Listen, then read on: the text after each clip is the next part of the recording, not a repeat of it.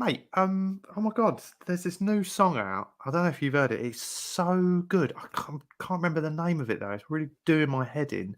It's a bit of a dance track. There's three people. Is it some geezer out of not Towie? What's the Geordie? Is it Geordie Shore? I think guys out of David Guetta. I think's in it.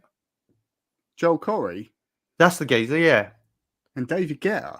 Yeah. What would you do? Yeah. Oh, mate, that's terrible. What? Why'd you like that? It's awful.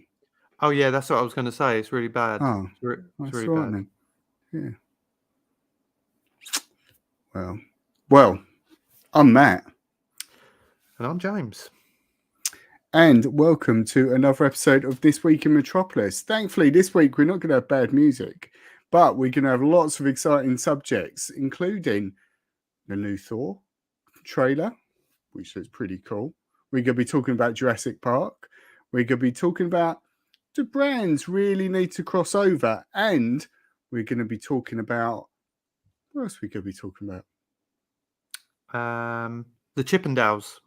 The Chippendales, because, you know, me and James do like a bit of, you know, we're huge fans. Male dancing. Huge fans.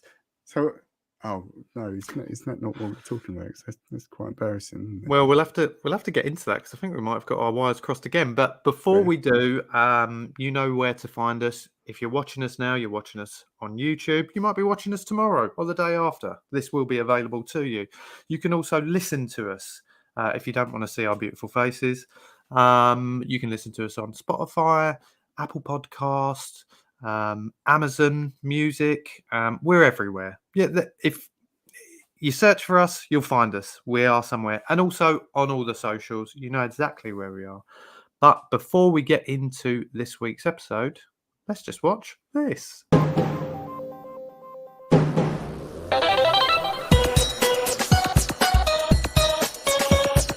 Hello and welcome to This Week in Metropolis. Good evening, everyone in Metropolis. We're back for episode 2 of season 10. How are you, Matt? I'm good. There was, a lot of joy in the world of football as we now talk about football at the weekend. Do you know what? I did think earlier. I said, I wonder if we should add a little. This is Matt's kind of first end of season little kind of full roundup of a season. Really, I mean, you probably joined about halfway through, to be fair, but still, what a way to end. Would you flick in between the matches? No, because they were doing the sort of flashing up the what's in the different games, so it's all good. But yeah, it's good, and we are going to Manchester this weekend. Wrong team though, mate. Well, but unfortunately the cup's not going to be there, so that's end of story. Basically, it's there Tuesday to Thursday. We're there on Friday, so that's really awkward. I'm sure if they've got a museum, I mean, I don't really know. It's City. They might have a few trophies in there. Not 20 Premier League titles. Just a little cupboard gathering dust. That's it. Nothing in it. Blow the dust off. Yeah. It'll be fine. But this isn't a football show. Let's not digress with football, because there's been lots of exciting things. There has, but I just want to say a quick hello to the people that have joined us already. Definitely. We've already got a fair few people in the room already. We've got Blue Sonic in the room. Hello, Martin. Hope you're well. We have got Shane from Dawn of Comics is here, and a special shout out to Shane actually, because if you didn't hear it already, we did post it on our stories last night. Shane was actually on BBC Radio London yesterday, and he mentioned little old me and you. How cool is that? Yeah. I think our little podcast family at the moment is dominating local BBC radio, which is awesome, isn't it? It is indeed. Takeover. So, thank you so much, Shane, for doing that. And he called us fellow nerds as well, which I mean, I feel it's fine. I don't really represent the nerd in a good way. If you saw some of my answers on the quiz on Sunday, which you haven't yet because the quiz hasn't actually gone live or been uploaded yet, but wait till you see that one. Mark Hayes, question mark, is in the room, and we've also got our good friend Robbie from Out of the Blank. How you doing, Hello, Robbie? Robbie. It's been a while. It's been a while. It's been a while, my friend. But yes, we have got some exciting, not breaking, I think it's within the last kind of 15 hours that the trailer was uploaded. Yeah, no, not that hot off the press. Yeah. But lukewarm. But we have only just watched it, to be fair, Yeah. so we can talk about it. The second trailer for Thor: Love and Thunder. Is it? Did you see the first one? No, I thought this was the first one. What? No, the first one. So the first trailer, which feels like only came out like 2 weeks ago, ended with his first hammer, Mjolnir. Mjolnir. Yeah. Flying through the air and then being caught, and it was Jane. Because that was in this trailer as well, wasn't it? Yeah, but that's how the first trailer ended, and now Sure. you've had a little bit more context to it. Because in this one, we finally got to see what's being described as the. This is what I've read. They feel like Christian Bale's Gore the God Butcher is possibly the best villain in the MCU. Really? And from the images of him, and I've been doing a little bit of research on him as well, but just from the from what we saw in that trailer, the latest one, he does look pretty damn cool. Very kind of, I don't know. He looks a bit like Voldemort from Harry Potter to me. But with a nose. In a good way, or? I'll be honest. I sort of it's surprising, or surprising to me hearing like he's going to be an amazing villain. No, I've got faith in Christian Bale. He's a great actor, but I saw him and it was just like, that's Christian Bale. Like it wasn't he looks like an amazing villain. It was just, it's Christian Bale. What's Christian Bale doing in this film? Like, yeah. So I don't know, but I guess everyone is jumping on. If you think of all like the actors that have previously been in like normal films and then now in like Marvel films, I'm sure Marvel pays very well, so they're lapping it up, aren't they? Cool. But, yeah. And I mean, we've got to remember it's been a very long time since he was Batman as well. So like, I think that's what's he been doing? You know, what's he been doing? Yeah, thinking about, isn't he? Yeah. Nothing. So yeah, I mean, from reading about it, he's got this sword that apparently, and the person in the article that I read, which was on Geek, didn't go into too much detail because he said I could be here all day, but it does have, and some of the people watching right now might be able to tell us more. It has links to Venom and the Celestials from the Eternals. Ugh. And the sword drinks the blood of, or absorbs the blood of the gods that he kills. Interesting. Yeah. There you go. Very dark, apparently. More importantly, or not more importantly, but also another one I spied, Russell Crowe. As Zeus. Is he Zeus? I did wonder who he was. He just looked like he's playing a fat drunk, which is pretty much. He's reprised. He looked like he's reprised his role from Gladiator, just about 30 years on. Yeah. Amazing. But the interesting thing with all this is, so the Zeus element. There's question marks whether now, because they're adding all the kind of people from Olympus and things like that, whether we might see the MCU version of Hercules. Oh, right. Now, there is a chance that he could crop up in this film, because there's a screenshot of Valkyrie fighting Gore, and she's holding Hercules' like thunderbolt. Yeah. Mm. I mean, I'm looking forward to it because I love the Thor movie, especially Ragnarok. That's probably one of my favourites. I just like the humour in it, to be honest, and Korg and all the characters.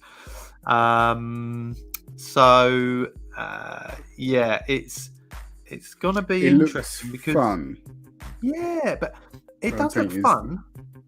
And especially after watching the first trailer, it definitely looks fun. But then this one's kind of taken in a slightly different feel because the beginning of the trailer still looks a bit fun, and there's the joking about the dad bod, and now he's got a god bod and all that. I think that's brilliant. And Guns N' Roses as the music as well. Classic. Which is always a good thing. Amazing. But this one, I think, with what the kind of write-up is, and again, like I say, actual comic book nerds will know more than I do about gore. So it'd be interesting to see where they go down that road. And the whole with Jane being Thor. Yeah.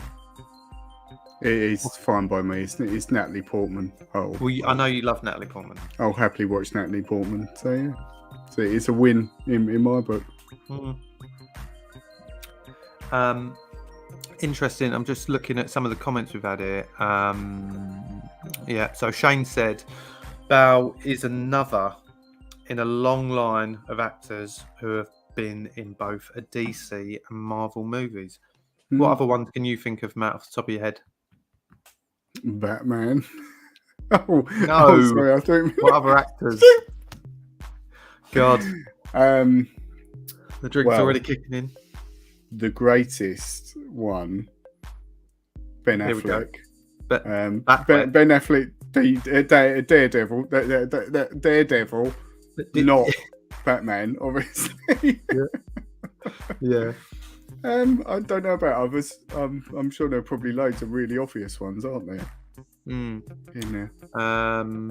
James Marsden, yeah, of course. Halle Berry, yeah. Halle Berry, yeah. There you go. Interesting there that you just mentioned Daredevil, because I did see a post this week that someone had shared that Disney are going to do another series of Daredevil. Now, I'm hoping it follows off the back of the Netflix series that is now on Disney with Charlie Cox, because I mean, like I've said a million and one times, for me it was just a fantastic twist on the Marvel, just a different kind of feel to the rest of the MCU, and it kind of had its own unique feel along with all the other ones on Netflix. So I hope that they continue with that. Mark's just come in with a comment. Let's read this. What I was trying to ask before is, at the end of Eternals, he finds a sword that links to Blade. So is there a link between Gore's sword and that? I don't think it is. But I'd have to double check on that. I think that's going to be a completely separate story. So did you see that? Did you even stay to watch the after credits on your favourite? Yeah, because remember we was talking about Harry Styles and his dwarf friend of course, turned up, wasn't it? Yeah. Was that on Eternals? Yeah, I'm sure that was clarified in the comments. There was it was, yeah. But yeah, I did. Blade is an interesting one, though, if they're sort of rebooting Blade. So I love Blade. Blade was great. Wesley Snipes, awesome. Can't get enough. Blade 1. Yeah, exactly. That's it. It was incredible. Sort of and was that with Stephen Dorff, I want to say? Yeah, he was, wasn't guy. he? He was the bad guy. Yeah. Yeah. Amazing Great film. Very interesting. I mean, we'll move on in a second. I've just seen a bit more to add to Mark's question. Shane's come in and said, Gore's sword belongs to the symbiote god, linked to be on, but Phil would know all their names. So interesting you mentioned reboot of Blade there, because speaking of reboots, I watched one that had a lot of links to reboots today. Chippendale. The Chippendales. Not Chippendales. And James wasn't at a local working man's club pounding a Or pint was I? sort of thing. Or was he? Yes. It's been a tough day. No, I watched the Chippendale movie, Rescue Rangers, on Disney today with my two kids and the only reason I watched it is because, and we talked about it, I'd seen this thing flash up on an article again about Sonic being in it, but the first version that when that trailer came out with what they're referring to as Ugly Sonic. Ugly Sonic, yeah. And he is in this film, and it's such a funny film with millions of cameos in it. And Disney has done a brilliant job with it. If you've got young kids, or whatever, I mean, I'm saying to you, you should watch it, Matt, because you would find it hilarious. I really want to watch it, unfortunately, my two are now at the age when they can argue back a lot more, and it's like, shall we watch this? No, I'm watching that. That looks rubbish. Blah blah blah. Even though I was showing them the trailer, and they said, "Oh yeah, see, it looks quite good." I've still not, so I'm going to end up watching it by myself, and there's no shame in that. But yeah, it does look good. I have watched on YouTube the Ugly Sonic bits though, so I've seen it when they're focusing on his human mouth. And that's what it's his human teeth that they keep saying about the human teeth, which is brilliant. And there's so many gags about it in there as well. But what I loved about it was it's kind of the setting is there'll be real life people walking about, and then there's animated people. And they could be 3D characters, they could be 2D characters, and it's just normal. Everyone's, and Chip and Dale, they met at school, and then they went on to become Chip and Dale, the Rescue Rangers, and then basically Dale decides to go down his own road, and it's like Ant and Dec splitting up, that sort of scenario. And Dale decides Dale's going to be 00 Dale, which is the Bond character-esque, right?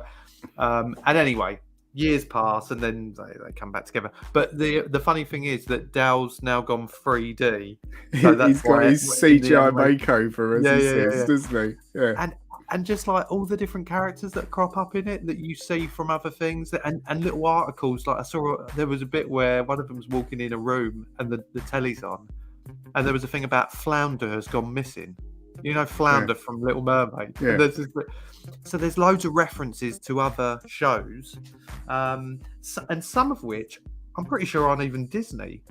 Shrek, for example, that was DreamWorks. No, wasn't so it? it's DreamWorks, yeah. Yeah, so they reference Shrek and some Shrek like bubble bath or shower gel or something that didn't take off, so it all had to be melted down and turned into something else. Well, because they have a dig at the Chipmunks as well, don't they? That's Alvin it, and Alvin, Simon and Theodore one. Yeah. Oh yeah, because all reboots they have to do a rap basically, and they take the mick out of that.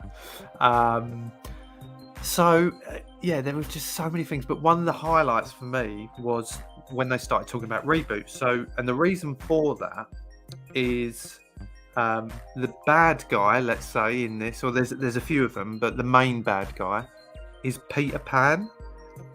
But yes, I've seen him in the trailer. He's all fat and Peter Pan's got old. Yeah. He's beard. He's a bit chubby, and he's he tried to reboot his own movie. And anyway, so what he's trying to do is steal the identities of people who used to be big stars, and then do reboots of their show. And the concept is brilliant. Brilliant. But there's a bit where I can't remember. I think it's Chips walking out in the street, and he's talking about films that have been rebooted. And there was Fast and the Furious babies, and there was this picture of a really fast car with a load of babies in the car, which was brilliant. Then he looks at another one, and it was Mr. Doubtfire, and it was Meryl Streep as a man. Just little things like that, it's for the adult. I mean, my kids didn't have a clue what was going on. Yeah. George, all he wanted to see was Sonic, and all of that was hilarious. And they was like a function, isn't the clip that you saw? I think he's like a Comic-Con sort of thing, isn't it? Yeah. And Tigra from Thundercats.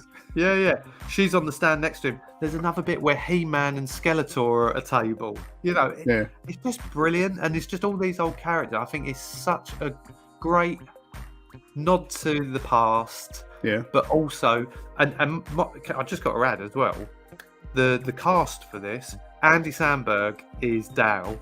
Brilliant. I mean, whoever doesn't love Andy Samberg, just mental. And I keep saying Sandberg, it's actually Sandberg, but whatever. I love him.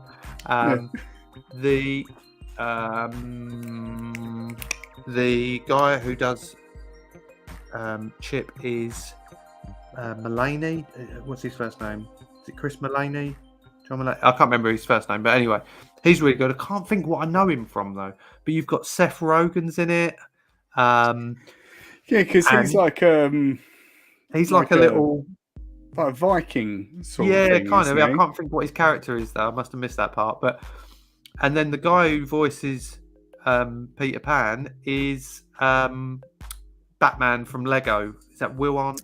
Yes, Will Arnett, isn't it? Yeah, he does the voice for Batman. So the cast is brilliant, and the voicing is, and there's just so much there for an adult as well to relate to. So I absolutely loved it. So I'm keen to hear. When I saw it, like, I have heard absolutely nothing about it, and I just coincidentally saw it and thought, "What's that?" Like, I just saw Chip and Dale and thought, well, "Hang on, that's really old. Why is that coming out now?"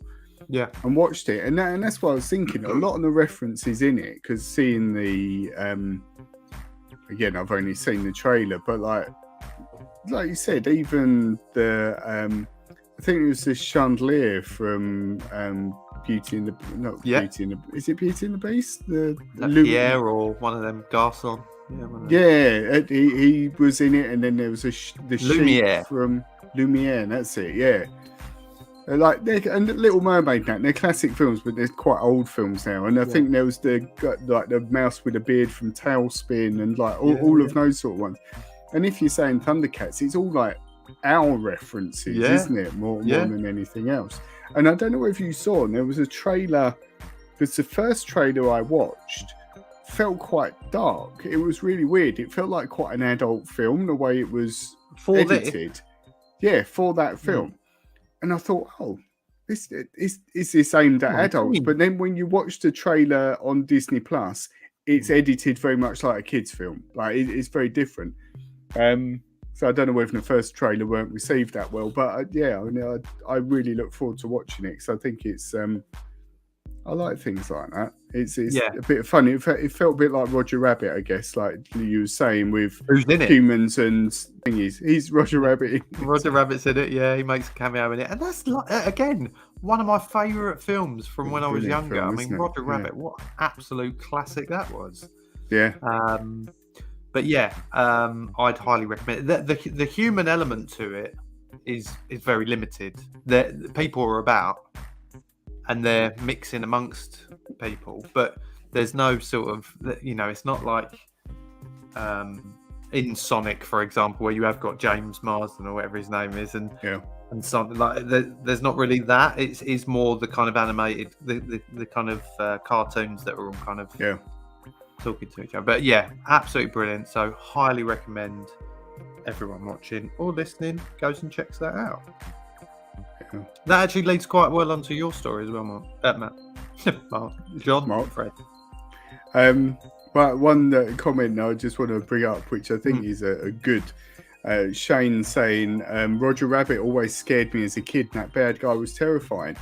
I agree. Like the bit where he's got the vat of poison or whatever it is, and it's a shoe, I think, and you can see the shoe's trying not to die, and it's like pulling itself away from it, and he's looking like in distraught, and he kills it. I remember seeing that when I was young and thinking, oh my God, like he's a proper bad guy. But then, if we look back at all them sort of films that we watched when we were younger, there was always, the bad guys weren't as soft as they are now. Do you know what I mean? Like you don't get that now, because I think there is more of a limit to what they more of an awareness of what children shouldn't be watching. Scarred. But then I always think, I watched that. You watched it. Shane obviously watched it. Yeah, it did scare us when we were younger, but we all look back on it now and go, "What a great film! I'd watch that now." Yeah, exactly. Yeah. If it was a bit soft, then I probably won't watch it. No.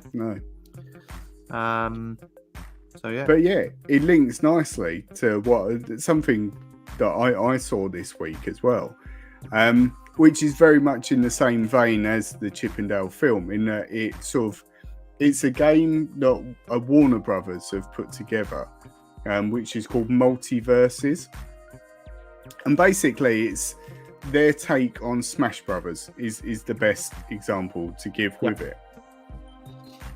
So you've got Warner Brothers characters like the DC ones, like Batman and Superman and Harley Quinn.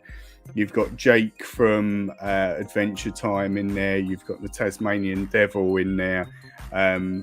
Or Shaggy, for example, from Scooby-Doo. And you fight, basically, in the same way as you do in Smash Brothers. You've got the platforms and you have to knock each other off. The thing is, though, and I saw it from an article that wasn't particularly complimentary about it.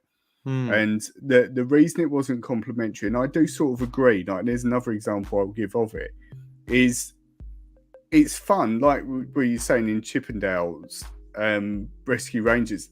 You're bringing all these characters together, but you bring them together in an environment that's like real life. So you can relate to, oh yeah, like they're probably going to go down the shops, or they're going to do this, or you know, they're going to be aware of themselves off screen, and that will make sense, a bit like Roger Rabbit did.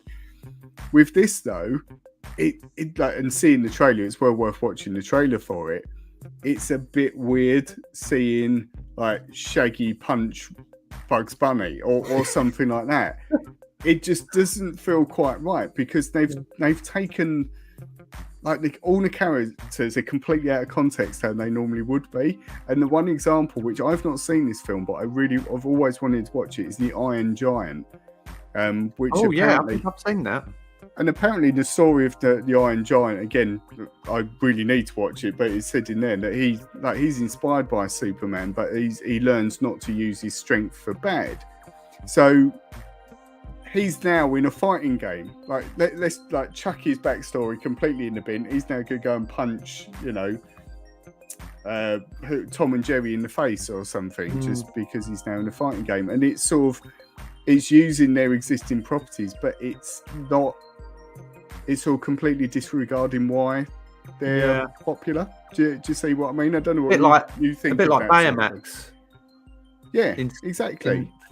Like Big Hero 6. He's not designed to fight. Yeah. And that's like that whole character. You wouldn't have him in a fighting game because that's not what he was designed for. But I guess when he puts his arm on, he can shoot rockets, can't he? Well, he can, but again, that's kind of against what his purpose exactly. was. He's meant to help people. Same as so if you then put him in that sort of thing, it's then a bit weird. I mean, what do you think of that sort of game? So I agree. I remember, you know, there's been crossover games like that, like Street Fighter versus Mortal Kombat, or you know, I don't know if they've done Tekken versus anything else, but you have had Marvel versus Capcom. Marvel versus Capcom, I think, is a brilliant example of what works, because they're fighting characters. Exactly. You've got all the like people from Final Fight and Street Fighter and all those characters fighting superheroes, not fight anyway. And they're so well paired, something like that, because it's in keeping with what they do. Whereas, like I said, you're just using Shaggy as an example. Shaggy doesn't beat people up, does he? What's his finishing move? Well, I don't know. Chokes them with like a Scooby snack or something. Yeah, I don't know, but yeah, it's a bit odd. What it reminded me of is. In Fortnite, for example, is another example of a game where they just keep shoving more and more and more different things in it into the item shop. And like recently, you've had Terminator, which sort of works with Terminator, RoboCop as well, again, which sort of works. But you've had Street Fighter as well, and like putting Street Fighter in Fortnite. Well, it's a game Chun-Li aren't walking around with a gun. Like that just looks weird. The characters look cool in it, but it's weird. Like it's not. It's just that for me, it feels a bit like I'm being sold stuff because I like that thing, or that thing's popular, so we're just going to shove that in there and everyone's going to buy it, and it just doesn't. But because you're such a huge Street Fighter fan, did you get them all? I bought Ryu and Chun-Li, but that doesn't matter. Let's gloss over You're that for feeding now. the system. I'm feeding the system. Yeah. Punish me. It works, but that's it. You've proved the point completely of Yeah. why they do it, because it works. Because someone like me, who has an interest in that thing, is going to see it. And like, for example, I'm a big fan of the artist Cause, and he does this thing of Cause Companion, which is this sort of character. He did a crossover with Fortnite, and they put the Cause Companion in it. Did I buy the character? Of course I did. Damn right I did. Damn right I did. Yeah. So yeah. Take my money. So exactly, capitalism works with these things, but I just think that some just are a little bit odd. Well, you'll be pleased to know, Matt, that you weren't on your own. Martin, aka Blue Sonic. Me too. I got Ryu and Chun-Li. They recently put Blanca and Cammy in there, and Blanca is wearing a suit. I didn't buy these ones, but Blanca is wearing a suit, and it's the most amazing thing you've ever seen in your life. But wow, yeah. Why didn't you buy them? Because I'd already... I'm waiting to get paid. Talking crossovers, I'd already bought the Wu-Tang skin from the item shop, and I thought, not 2 in a month. Like, let's calm down on this nonsense. I don't even play Fortnite, really. I just, my God, Wu-Tang are in the thingy. Yeah. Just referring to some other comments regarding this topic. Shane said, I know he's corrected this. Taz versus Flash would be a fun fight. I mean, there is crossover. I mean, definitely something like that. Work. It works. But I agree. When I think of Taz and then I think of Flash, it doesn't. Who do you think would win? No, I think Taz would win, personally. He's a wild, feral animal. I mean, Flash every day of the week. I think so. Yeah. Taz would tear in pieces. That's my Taz impression. Soundbite. What's this that Shane's also added here? It's like the guest fighter in Mortal Kombat. So I'll put into Jason or Freddy fighting Scorpion, or RoboCop versus Sub-Zero. And Rambo they had in that as well, didn't they? Blimey. Yeah. Again, it's but and again with like Mortal Kombat, I think Mortal Kombat and the characters themselves are so strong on their own. My oldest, and they're all very unique, the aren't most they? recent one, exactly like Sub-Zero and characters like that, and Liu Kang. They're just really cool, aren't they? And then you have like, and then shove this other like Rambo. Who wants to play as Sylvester Stallone as in a fighting game? Or Jackie. Yeah. put his mum in there. Is she even still alive? I don't even know. I don't think she is. Let's not put her in there. Isla is in the house. Hi, Isla. Welcome. It's our 12-year-old vodka drinking friend. Jokes. Iron Giant is amazing. It is meant to be amazing. And that's why I want to watch it. Yeah. You should watch it. You should definitely. One day. It's on the list. One day. Anything else to add on that one, Matt? No, I think I've brought to the table the thing of how I think it's a little bit wrong that people do it or companies do it, and then I've proved myself wrong by saying I'm part of the system. So, exactly. I think take what you will from that. Exactly. And for the listeners, we've got a little banner there that Matt thought of just on the fly as well. Multiversal, because of the multi crossover. You know what we're saying. Multiverses, but it's controversial too. Yeah. Fusion. That's what we bring here. That's what we do. Of fusion. But now, fusion. Yeah. Speaking of fusion, it's now time for this. Hi gents, thanks for having me back on again. I have been slowly working my way through all the Jurassic Park films in preparation for Jurassic World Dominion, which is coming out very, very soon. I've got 2 questions really. Firstly, what are your memories of the Jurassic Park film in the very early days? Because I know for our generation it is seen as one of the best films. And secondly, with Dominion, I know they're aiming for it to be scary. Do you think it will be scary, or do you think it will more just be action? Another Don't you great think- question. It is a great question. Don't you think Mark sounds a bit panicked in that though? I feel like he's in a cupboard or something like that. Happy. He might. Hiding in a house. Mark is a teacher. Sorry, just again for the listeners. Banner for this one: Jurassic Mark, not Park. Yeah. See what we Jurassic did Mark. there. See what I did there? That was a Hulk word smash, Matt. Well done. Oh yeah, it was multiversal. Sorry. Yeah. So he was probably panicked. He was probably still at school. So he was in. He's probably supposed to be working and teaching our new generation. The next generation was sat there going, "Where's Mr. Hayes gone? Where's the teacher gone? Where's question mark gone?" Anyway, so let's answer the first part of Mark's question, which was, what are our memories of that very first Jurassic Park movie? I'll go to you first, Matt. I remember seeing it in cinema and remember loving it. I still have my original 1993 Jurassic Park mug as proof.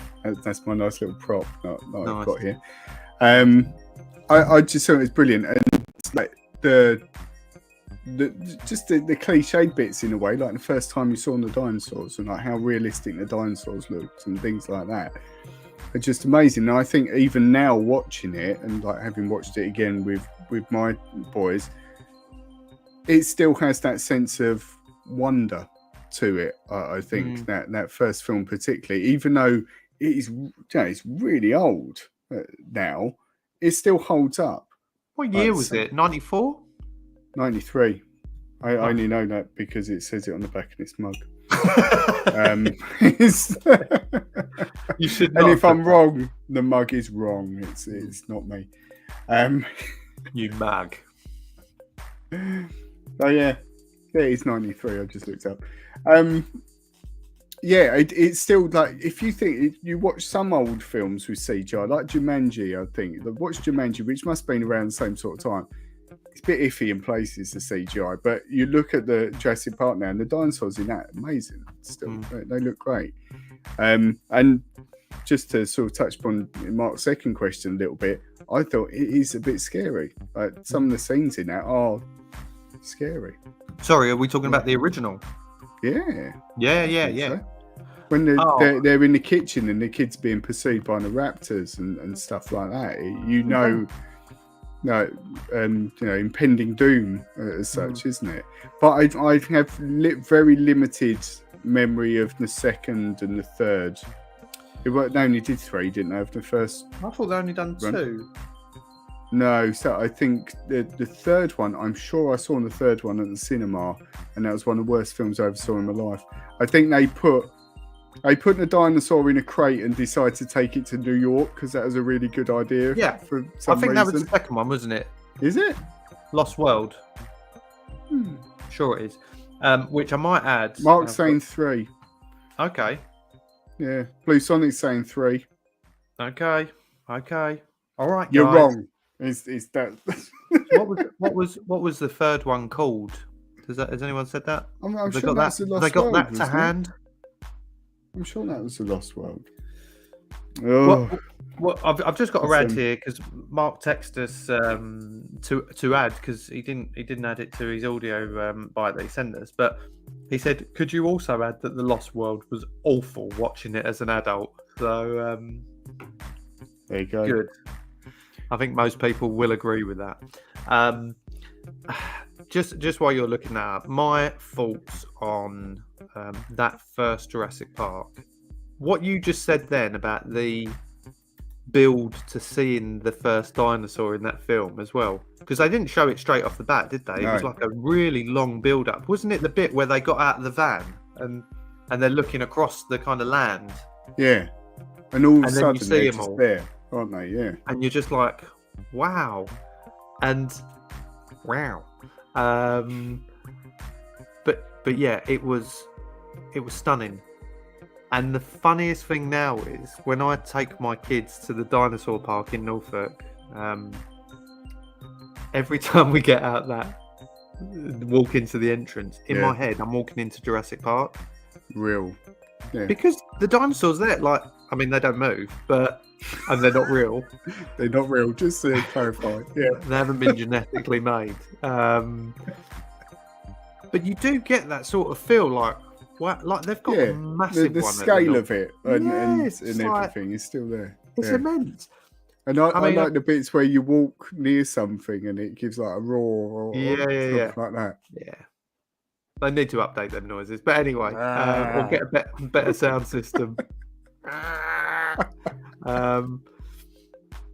No, but going back to that film, it's up there, isn't it, as one of the best films probably ever. And the cast again, which we can probably come on to a little bit because most of them are going to be in Dominion. Yeah.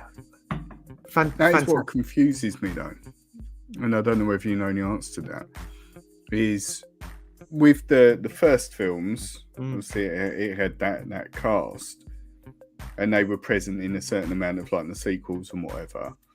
But then when you had Jurassic World, it felt like a reboot. You know, we're talking about reboots, so it felt like a reboot. So I wonder where the original cast fit into it, because in the newer films, did they reference that there was a Jurassic Park? Yes, before? I think they did in that first one, in the Jurassic World. Don't they go in somewhere and there's one of the original Jeeps? Yeah, I think, isn't there? I'm pretty sure there's something like, because they use it at some point. Because in the newer ones, it's all them kind of sphere hamster balls. Yeah. So they do reference it because this is a new, island, whatever, that's been set up. But then you start getting all these genetically modified dinosaurs that they're making, don't you? Yeah. In the Jurassic World series. I've watched the second one. Yeah. I love the new ones. I think they're really good as well. I think they're really well put together. This last one is supposed to kind of close that kind of trilogy, but I don't think it's going to be the end. I think they're going to carry on making more afterwards. Yeah. Have you seen the trailer? Yeah, I have, because isn't it Jeff Goldblum and I can't remember the lady's name, and Sam Neill, isn't it? Yeah, they're all back. They're all back in it. Yeah. I agree. I think they're great films. I think they're as good as the original, sort of, aren't they? They're the use of CGI with the dinosaurs and whatever is fantastic. Great characters. Yeah. So I could say, but I love Chris Pratt. He's great. Even he's caught up in some controversy at the controversy. I've got a bit dark. Controversy. He's got a bit controversy at the moment. So I've been listening to a lot of Man United's new manager Erik ten Hag, who is from Holland, the Netherlands. It's a bit of a controversy. He's been caught up in something recently, hasn't he? I don't know. And I'm pleased I don't know. Yeah, because I like him. Yeah, he seems all right. Apparently he's not, but yeah, he seems all right. But yeah, I think they're just solid films, aren't they? So I welcome a third one. But I think it's one of those things, though, which I can't remember who I was talking to about this. But actually, I think it was earlier today. Modern films seem to, or not modern, like current films compared to the older films, seem to have this constant push towards being darker and so on, whereas you don't always need to. I think, like I said, the original Jurassic Park had wonder and whatever, but also had the scary bits. But the current trend seems to be, oh yeah, we're just going to make it darker. It's going to be, even scarier than the last one. Do you need to do it? Probably not. It's about an island full of like dinosaurs. That's scary enough, really. The implications of that. Because then, didn't the second one end with the island essentially blowing up? Yeah, but they managed to get some of them off, didn't they? Because they were trying to, and they sold that. I can't remember what it was called. It was the really nasty one that they'd bred. I think, wasn't it? Whatever it was. Kilosaurus or whatever it was. Kilosaurus. That was the I think that was what they called it. Yeah. I don't know. I like the way, because you could do a carbon copy and paste and reboot it and add new technology to make it look more real. But then I don't look at them old ones now and think, oh, this is dated really bad. No. There's a really good comment here that Mark mentioned, I think, from Jurassic Park 1, where he says, when the T-Rex crash in the windows and it's only the sheet of glass between them and the dinosaur. It was terrifying because that was the kids as well, wasn't it, in the truck? And then literally like that. I mean, T-Rex is a bit of a pussy. How did he not break that bit of glass? That's what I want to know. That's it. Call yourself a real T-Rex, mate. That's what it is. Or like B-Rex. The kitchen scene, Shane says. Oh yeah, that's with the raptors, isn't it? I think. Yeah, when they're hiding in the cupboards. Which is what you mentioned earlier. It opens the door. Yeah, that was a bit weird because you saw didn't they? I'm sure you saw the door handle like open. Yeah. They've got smarter. This is like that film where, what was the film? Was it Deep Blue or something like that, where the sharks learn how to swim backwards? And I can't remember. I'm sure it's called something. Deep Blue Sea or something like that. And there's quite a few. Anyway, and I remember the actors going, "They've learned how to swim backwards." Now we're in trouble. Yeah.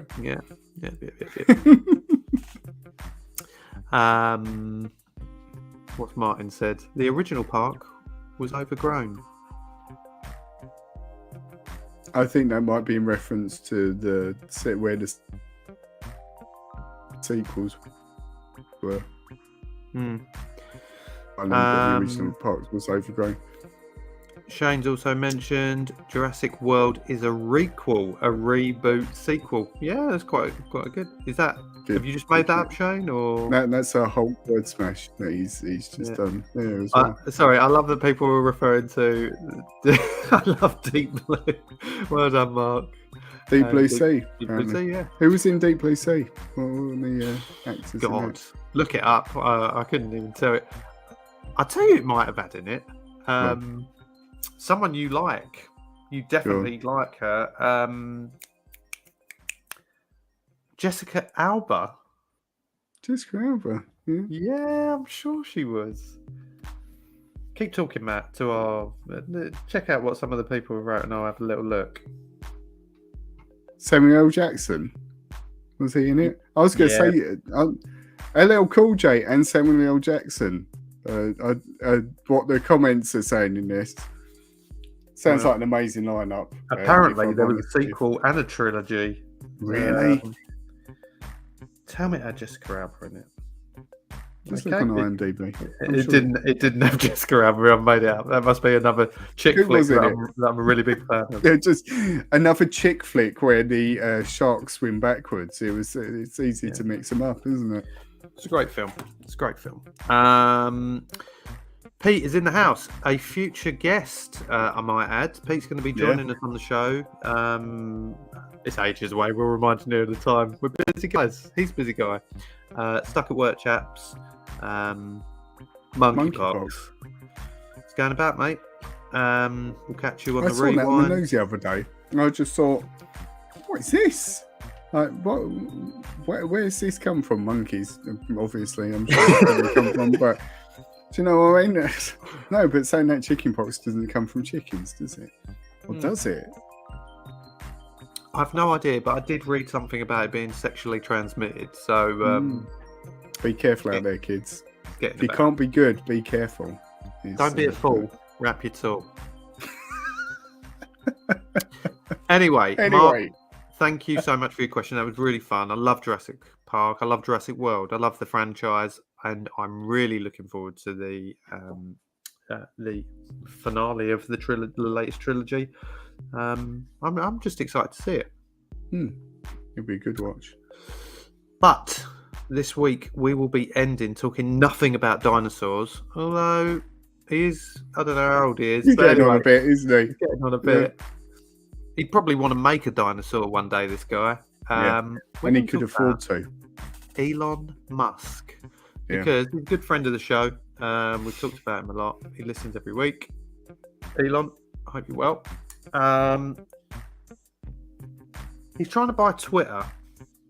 Hmm. Is he still trying to buy Twitter? I don't even know. It's back and forth. 1 minute it seemed pretty certain that he was going to buy Twitter for a hell of a lot of money. Now it's slowed up. Now I think he wants it cheaper than what it originally was. Yeah. What are your thoughts on this? Because you probably see a bit more of it than I do. But what are your thoughts? Why does he want it? I think the only reason he wants it is because he can. Is what it seems, and I've seen it sort of. It seems like the first of, not the first, sort of like one of many things that he's been doing sort of recently, or even in the past. Like he would say, "Oh yeah, I'm taking Tesla private," and then like the stock price would go up, and then he'd say, "Oh no, I'm not," and he got in trouble with the SEC for that and got fined for those sort of things, and he's done it with cryptocurrency. So saying about, oh yeah, we're accepting Bitcoin and all these sort of things. He seems to play around with a lot of stuff. And this came from, he put a thing out and like tweeted, he's regularly on Twitter. He tweeted saying, oh, what would improve Twitter? So on, answer carefully, and people said a few things and then decided to buy it, basically. Or try to buy it. And initially they were quite resistant to the idea, and they did a thing, I can't think what it was called, but they made some sort of move that would, because he'd bought, I think, a certain amount of shares on it, that would dilute the shares, and that so he couldn't do it. Yeah. But then for some reason they came around to the thing. But my worry about it is that I guess it's a worry, but it's not a worry in the sense of him owning it, and him, like, he's not buying it outright. There are lots of other people that are invested with it, like if he acquires it. And I read an article this week about Larry Ellison, who's the founder of Oracle. If you've heard of Oracle, they make computer systems and database software and that sort of thing. Apparently after the election where Trump lost, he had a call directly with Trump's team and was asking, how will we make sure that the election result is overthrown? Like, how do we use our influence and power to do it? Mm-hmm. So, like, if someone, and Elon Musk has always, he's not been political, but he's sort of, some of the things he says are sort of leaning in certain directions. If you've got people like that owning a huge source of a lot of people's information, is that a good thing? I know it's meant to be like, they call it like a town square, isn't it? People can all have their own opinion on there, and on Twitter a lot of it is quite toxic opinion. But when it's then owned by those big egos, is that a good thing? Like, is it going to be moderated properly? Most of the social networks struggle to moderate themselves anyway with what's put out. That's my concern with it, really, is just what would happen. Does someone influential own Twitter? I mean, I know who owns kind of Zuckerberg, obviously, is Facebook and Instagram. Who owns Twitter? It was set up by three guys. Jack. What's his name? Jack. Oh, I thought they were all called Jack. Jack and Jack set it up. Jack. Oh, what's his name? It's Dorsey. That's it. Jack Dorsey is the main sort of CEO of the company at the moment. He was quite supportive of the fact that Elon was going to buy it, but I think, to be honest, Jack Dorsey was going to walk away with something like 40 billion if he did, or it was like a ridiculous amount of money. So of course he's happy that someone's buying it. And I think, like, from Twitter's point of view, Twitter doesn't really make a lot of money. It's a publicly traded company and people can buy shares, but it doesn't make a lot of profit. For someone to come up from a business sense, for someone like Elon say, we'll take that off your hands, they're probably quite happy with it, because all of these people are going to walk out with, a sizable paycheck. Or should I say, all the people at the top will, and the people who work for it probably, are going to lose their jobs or whatever it may be. So exactly. We've had a few comments on here.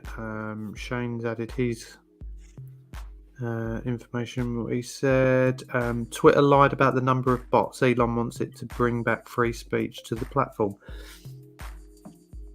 The bots thing is interesting because it is that easy to just set up profiles on there, isn't it? And that's kind of one of the things that I think. Yeah, I'm all for free speech, but it does need to be monitored as well at the same time. You've seen, like, you know, people can just go on there and, I mean, not being funny, we've done it where we just reach out to people and say, do you want to come on the podcast? And that's amazing that we've got the opportunity to do that. But at the same time, not everyone's using it for the same reasons. A lot of people will, you know, go on there and vent their frustrations or, you know... or their hate to other keyboard people. warriors, isn't it? That's the phrase that I'm looking for. What else have we got on here? Anything of... So another thing Shane's saying, he won't ban people for saying something that people don't like on either side. Interesting. It's very hard to. The thing is, with these companies, Nev, and it's being proven at the moment with Facebook in particular.